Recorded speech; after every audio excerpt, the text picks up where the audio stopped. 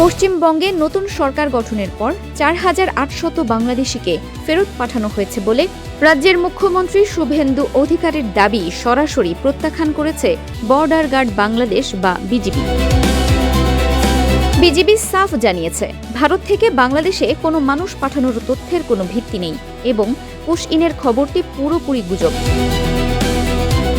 German গণমাধ্যম Deutsche ভেলেকে দেওয়া এক সাক্ষাৎকারে বিজিবির উপমহাপরিচালক কর্নেল আবুল হাসনাত মোহাম্মদ মাহমুদ বলেন, পশ্চিমবঙ্গে নতুন সরকার দায়িত্ব নেওয়ার পর ভারত থেকে কাউকে বাংলাদেশে পুশ ইন করতে পারেনি। এ ধরনের চেষ্টা চললেও বিজিবি তা কঠোরভাবে প্রতিহত করেছে। ফলে কিছু সংবাদ মাধ্যম পুশ ইনের যে খবর দিচ্ছে তা পুরোপুরি অসত্য ও গুজব। তিনি আরও জানান, সীমান্তে বিজিবি দিন-রাত ২৪ ঘণ্টা সর্বোচ্চ সতর্ক অবস্থানে রয়েছে এবং স্থানীয় সাধারণ মানুষও তাদের সাথে সীমান্তে পাহারা দিচ্ছে। ফলে কোনোভাবেই পুশ ইন মেনে নেওয়া হবে না।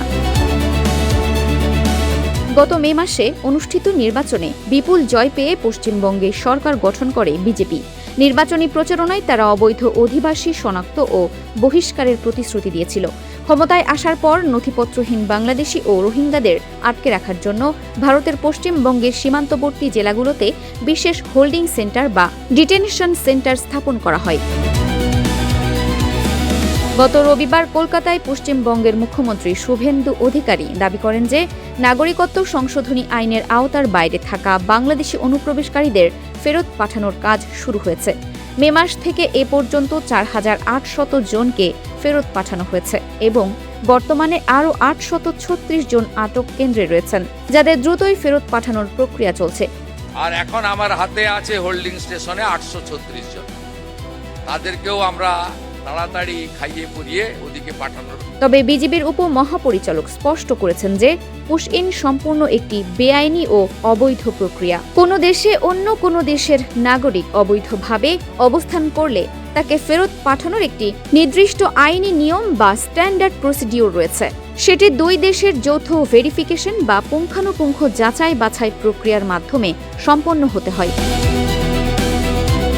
তিনি আরও উল্লেখ করেন, ভারত যদি অবৈধভাবে বসবাসকারী কোনো বাংলাদেশির তালিকা তৈরি করে থাকে তবে সেটি দুই দেশের পররাষ্ট্র মন্ত্রণালয়ের বিষয়, যা বিজিবির জানা নেই। Farhana Nizam, desk report, Dinajpur TV.